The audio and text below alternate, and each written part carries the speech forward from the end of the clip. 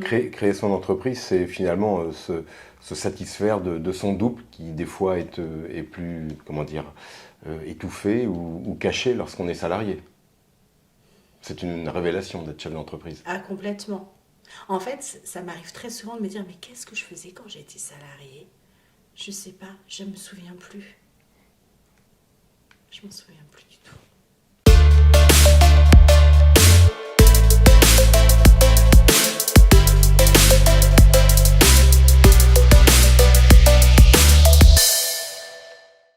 Ma vie de chef ICPME 44, on rencontre Laetitia Doriot, conseillère en image. Salut Laetitia. Bonjour. Ça nous fait plaisir parce que, effectivement, conseillère en image, on se dit toujours, voilà, suis-je belle, suis-je beau? Une vraie question, ça. C'est vrai. Alors très souvent, on me demande, est-ce que ça va? Est-ce que ça va? Sauf que c'est un métier. Donc si je réponds oui ou non, je juge. Alors que mon métier est là justement pour travailler et définir ce qui va à la personne en fonction de qui elle est. Alors ça, c'est un métier, tu t'es lancé en tant que chef d'entreprise il y a 5 ans. C'est ça, octobre 2015. Le déclencheur, puis finalement, pour devenir conseillère en image, Je ne sais toujours pas. on ne sait pas. C'est une semaine après mon licenciement économique, un dimanche, l'ordi sur mes genoux. Pour qui, pourquoi? Conseillère en image.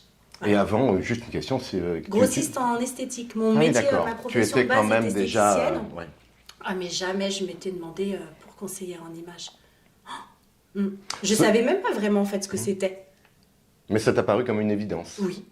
Donc ce qui fait que tu as foncé. Voilà, toutes les portes se sont ouvertes. Tu crois que finalement la mise en expérience est plus fondamentale que... Ah ça c'est certain que là où je suis aujourd'hui, c'est bien parce que j'ai ma vie personnelle et professionnelle qui est ce qu'elle est pour que je puisse m'éclater et être professionnelle dans ce corps de métier. Ça c'est certain. Est-ce que suite à un licenciement, finalement, les acquis ont permis aussi une accessibilité à l'entreprise? Les acquis sociaux et financiers? En fait, quand j'étais salariée, je m'étais posé la question de si un jour j'aimerais être à mon compte, et la réponse était évidente que non, certainement pas.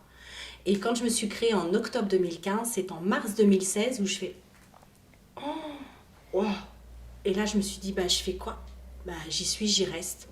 Voilà, donc je crois qu'heureusement que je ne me suis pas posé de questions plus tôt, parce que j'en serais pas là aujourd'hui. Et dans mes acquis, c'est le fait d'avoir pu faire les formations, d'obtenir mes diplômes. D'accord. Au-delà des diplômes, Laetitia, on te sent, comme on dit sur un socio-style, promouvante. Il faut être, lorsqu'on gère de l'image, la sienne et surtout celle de ses clientes et clients, faut-il être un promouvant, une promouvante? En fait, à chaque fois que j'apporte le conseil, c'est en fonction de la personne que j'ai en face de moi, de vraiment développer son potentiel. Moi, je suis quelqu'un on me dit que je m'exprime théâtralement, j'en ai jamais fait, ceci dit, je suis une passionnée aussi, donc je sais qu'au niveau de mon énergie, j'emmène facilement les gens. Quand je suis en mode travail avec mon ou ma cliente, je suis bien plus posée, voilà, j'ai une autre attitude qui est là aussi naturellement. Donc voilà, je prône à tout le monde d'être qui on est et différent en fonction d'un rendez-vous galant, d'un rendez-vous professionnel, de plein de choses, mais de rester soi. On comprend que ce métier, finalement, il est d'une très fine passerelle avec notre existence et notre vie personnelle, puisque les deux sont forcément liés. Qu'est-ce qui a été finalement le plus difficile au-delà du montage de l'entreprise pour appréhender les premiers jours où forcément tu officiais en ton nom et en ton action? De rester Laetitia et de ne pas faire trop sortir mon empathie. Parce que quand on vient me voir, ça peut être par curiosité, pour se conforter, mais aussi parce qu'on est perdu et qu'on a besoin vraiment d'être accompagné. Donc quand on commence à me confier que ça va plus parce que mon mari m'a trompée avec ma meilleure amie, j'ai perdu mon travail, puis j'ai pris 10 kilos.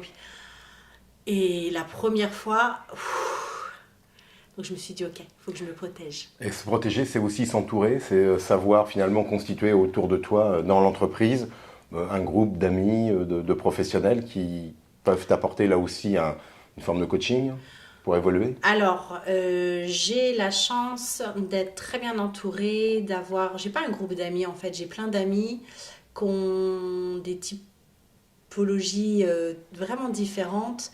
Et ce qui fait que de faire appel à un ami, ça je sais bien faire. Et quand j'ai des doutes, effectivement, j'écoute ce que tout le monde me dit, je fais ma tambouille. Et je pense que c'est le regard de tout le monde qui m'a permis, au fur et à mesure, de plus en plus me construire, oui.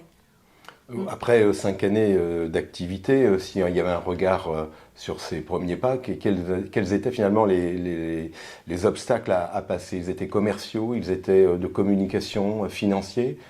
Quels sont finalement les premiers axes sur lesquels il faut être vigilant et sur lesquels tu as été vigilante? La visibilité. Alors financier, c'est vrai que j'ai envie de te dire que si tu as suffisamment d'argent pour te faire, pour pouvoir faire appel à un professionnel de la com divers et variés, ça doit certainement faciliter. Moi, j'ai passé beaucoup de temps et d'énergie en fait à faire énormément de réseaux, donc me faire connaître. J'ai un métier niche en plus. Nous ne sommes que 4 à être diplômés sur les 50 qui exercent, donc c'est important aussi d'expliquer ce parcours. On a à boire et à manger dans ce secteur. Et je pense que c'est toutes ces personnes-là que j'ai rencontrées, tout le temps que j'ai passé, qui ont pu parler, qui ont pu me recommander, qui ont fait que petit à petit, il y a cette confiance. Et puis j'ai envie de te dire que le bouche à oreille, en fait, c'est toujours ce qu'il y a de plus long dans le côté positif et le plus sûr. Un des poids positifs, tu l'évoquais, c'est finalement être une confidente. C'est quelque chose qui, finalement, dans le métier que tu avais appréhendé, ça, de pouvoir détenir tout un ensemble d'informations, j'allais dire discrètes et personnelles, mais qui, au final, peuvent être un poids dans l'exercice du métier? C'est fini, Non. ça fait très longtemps que je mets une barrière tout de suite. Il y a un questionnaire, en fait, quoi qu'on ait envie ou besoin comme prestation, il y a un questionnaire à remplir en amont qui va me permettre de définir qui est la personne parce que je ne la connais pas. Voir mes amis, en fait, ont eu le même cursus parce qu'il était hors de question que ce soit une fois de plus Laetitia qui apporte les conseils. Donc c'était important que ce soit Laetitia Steele. Et pour le coup, je ne laisse pas la vie perso entrer en fait. Elle est venue pour payer une prestation, attendre un résultat dans un laps de temps où moi je me dois en tant que professionnelle de lui fournir. Après, il y a des métiers comme psychologue, comme autres, bref, qui sont là pour répondre à d'autres besoins. Alors on le voit, le calendrier, 5 années, on a tous traversé 1 an et demi compliqué sur des règles sanitaires. Est-ce que finalement ce Covid a aussi nourri d'autres problématiques au regard de ta clientèle qui s'interrogeait finalement, trop confinée, ressortir cette problématique du miroir? Est-ce que c'était un élan commercial sur cette remise en circulation des individus? L'année dernière a été l'une des plus belles années de ma vie, en fait. Et je n'ai pas que cette casquette, donc ça m'a permis de développer ma dernière casquette. J'ai été à l'étranger, donc j'ai fait un petit peu de relooking en visio.